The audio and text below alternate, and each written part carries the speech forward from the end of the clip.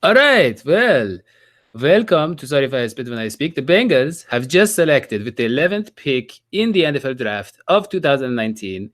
They have selected Jonah Williams, a tackle out of Alabama. And let me just tell you, all the smartest people I know that follow the Bengals and love the Bengals and analyze these things, they love the pick. And one of those smart people is with me today. I'm talking about LA Bengal fan, my good friend, Mark. Take it away, Mark. Why do you like this pick? Hey everybody, how are you? You know what? This was one of I had the top two tackles in the draft were Jawan Taylor out of Florida. He's the most athletic, but Jonah Williams I had equal there. Not as athletic, but extremely intelligent, extremely cerebral. This guy lays out spreadsheets and does all kinds of analysis on the people that he's playing against. He's been blocking against the best in the SEC while playing in Alabama, and he's a super high character guy. This is just a home run all the way. I can't believe he was there at 11. I really expected both Taylor and Williams to be gone before our pick. So I just think we got to be ecstatic as Bengal fans. I know there's a lot of people upset that we didn't take Dwayne Haskins. We don't need Dwayne Haskins. We need offensive line. And I've made my opinions on. I think Dalton's going to have a great year with Zach Taylor's offense. And this goes to show that when Zach Taylor was saying that he truly believed in Andy Dalton, he meant it. He wasn't just blowing smoke. He meant it. Yeah, I mean that's possible. That is possible, or maybe they just weren't in love with Haskins. We don't know, but they had the opportunity to take Haskins. A lot of people didn't think they'd have that opportunity. They had the opportunity to take the hometown guy who threw 50 touchdowns and was considered the top quarterback in the draft at one point. Right. And they passed on that to take a tackle, even though we just gave Bobby Hart a big deal, even though we just traded for Cordy Glenn last year. We moved down in the first round. We're still paying him some decent money. They're like, no, we want to continue to improve this team in the ways that we think are most urgent. So the Bengals, unlike a lot of the pundits and analysts out there, they see that this team is ready. I mean, Jonah Williams, let's be honest, this guy, in terms of pass blocking, is an instant upgrade. Instant upgrade. Yeah. He's a starter day one. There's absolutely no question. Yeah, I mean, his pass blocking, instant upgrade for the team. Run blocking, not as good as the pass blocking, but is still very good. And as you said, he's a high IQ guy. He studied the game. He has some witty, comebacks about his short arms, all that kind of a stuff. His weaknesses are related to things that really are from obsessive scouting, as I like to say. When people get obsessed with, his arms are, 2/8 of an inch shorter than what I like. I don't buy into any of that because everybody said don't draft Russell Wilson. Look, Russell Wilson didn't go till middle rounds, and because he wasn't big, he wasn't tall enough. Drew Brees because he wasn't tall enough. So you're drafting the player, not just one aspect of the player. Yeah, I mean, and this guy, 21 years old, he as a true freshman comes to Alabama with great tradition of offensive line. He starts right away. So, I mean, he is an exceptional talent. He has the athleticism. He has the smarts, and to improve the offensive line, it says two things. One is that this team is going to do whatever it takes, even if they just signed some big deals, made some moves. They know that we need to continue improving the offensive line, which is something that Marvin Lewis said after he left as well. But also, it means that they think we're a lot closer than other people think. Yes, we have the holes at linebacker, but I feel pretty confident in days 2 and 3, they're going to address linebacker pretty seriously.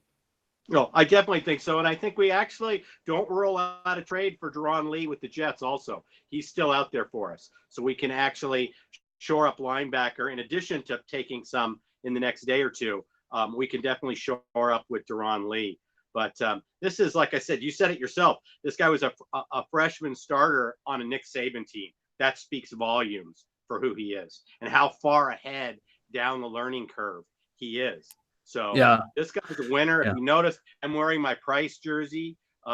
So in honor of this, our first round pick last year. And I said the last time I was on your show, we're going to have a revamped line. And I said, we had Miller, we added Glenn, we We secured Hopkins. I know Bobby Hart is a backup now. You know, we said before, Bobby Hart, they think is correctable. So that's why we're going to keep Hart. You need depth. You need big horses in the stable. But Williams is an immediate starter. And you know who's probably the most happy about this pick is Who's that? Andy Dalton and Oh, Joe yeah. Mixon. And we're gonna Logie, be by able the to way. run. Yeah, Logie Baker. All of a sudden, too. Dalton can roll to his right, and we're going to be able to run down the right side of the line. I mean, this changes everything. Think about our offensive line now. We've got Glenn, we've got Miller, we've got Price in the middle, and now we're going to have Jonah Williams and Trey Hopkins. No more Redmond. Hart will be a backup. This is a retooled offensive line. Oh yeah. Now the next move is to extend Boyd and see what else we can add in the team. Yeah. I mean, I think good to go.